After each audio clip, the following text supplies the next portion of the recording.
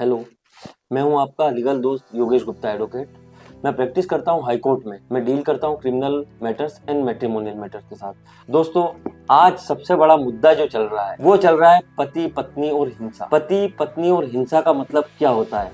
महिलाएं अपने खुद को जो पावर दिए हुए हैं, जो सुप्रीम कोर्ट ने दिया है, संविधान ने दिया है, इनका पूरी तरीके से गलत फायदा उठा रही है, जिसमें पुरुष वर्ग जो है उनमें बहुत ज्यादा भय व्याप्त हो चुका है। इस कारण से आजकल हमको पढ़ने में आ रहा है कि आज इस शहर में इसने सुसाइड किया, उस शहर में उसने सुसाइड किया। अब ये आत्महत्या का कारण क्या बनता है? ये न्याय प्रणाली का दुष्परिणाम है या महिलाओं की बढ़ती तादाद? सबसे पहले हम देखेंगे कि महिलाओं को जो कानून दे रहे हैं, महिलाओं के हक में सुप्रीम कोर्ट और संविधान ने और जितनी सेक्शंस बनी हुई उसमें सबको महिलाओं को भरपूर तरीके से, हर तरीके से उनको निर्भर बनाया गया है, जिसमें कि वो पुरुषों के ऊपर जो चाहे वो मुकदमे दायर कर सकती है। किंतु पुरुष के द्वारा एक भी, कहीं भी, किसी भी सेक्शन में उनको ऐसा कोई कानून नहीं बनाया गया है जिसमें उनको कोई रिलीफ प्रदान की गई। इससे बचने के लिए सबसे पहले यदि किसी व्यक्ति का विवाह होता है, उसके बाद उसको जो भी घर में झगड़े या घरेलू हिंसा टाइप से उसके साथ हो रही है, इसके लिए वो मानव अधिकार आयोग में एक एप्लीकेशन दायर कर सकता है जो पत्नी के खिलाफ होती है। उसमें बिल्कुल कार्रवाई की जाती है।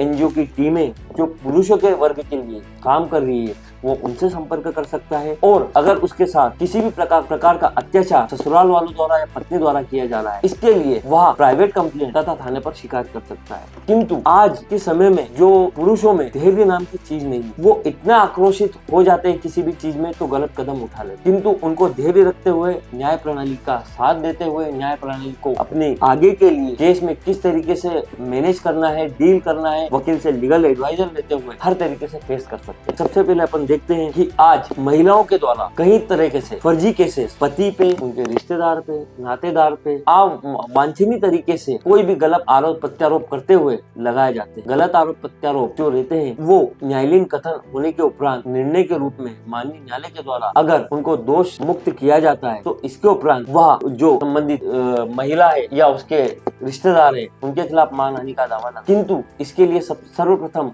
जो पूंजी होना चाहिए मनुष्य की, जो पुरुष की है, वो आपका पेशेंस। आपको धैर्य के साथ, अगर आप गलत नहीं है तो आप बिल्कुल मुकदमा लड़ सकते हैं। आज महिलाएं सेक्शन 13 का, सेक्शन 125 का, सेक्शन 12 डोमेस्टिक वायलेंस का भरपूर तरीके से गलत इस्तेमाल करते हैं। 498 तो आज पूरी तरीके से भय व्याप्त किया हुआ है पुरुष वर्ग में। 498 की धमकी दे देकर महिलाएं मनमाने तरीके से जो उनकी अनुचित मांगे होती है वो भी पूरी करवा। आज जो पुरुष वर्ग है वो अपने रिश्तेदार नातेदारों को कोर्ट कचहरी जेल इत्यादि के चक्कर नहीं लगवाना चाहता है, इसलिए उसको डर में, भय में वो सारी चीजें एक्सेप्ट करना पड़ती है जो करना नहीं चाहता। यदि वो महिलाओं की मांग पूरी नहीं कर पाता है तो उसके पास एक ही रास्ता बचता है, वो आत्महत्या कर देता है। और इस कारण से पुरुषों में जो आत्महत्या की प्रवृत्ति बढ़ती जा रही है ये इसी का परिणाम। इससे बचने के लिए उसको लीगल तरीके से हर चीज फेस करना पड़ेगी, उसको मुकदमे लड़ना पड़ेंगे। उसके बाद उसको अंत में अगर वो सत्य की राह पे है तो उसको बिल्कुल जीतने दे। इसी के साथ मैं आपसे अलविदा बोलता हूँ। मैं आपका लीगल दोस्त योगेश गुप्ता। बने रहिए हमारे साथ। जय हिंद, जय भारत।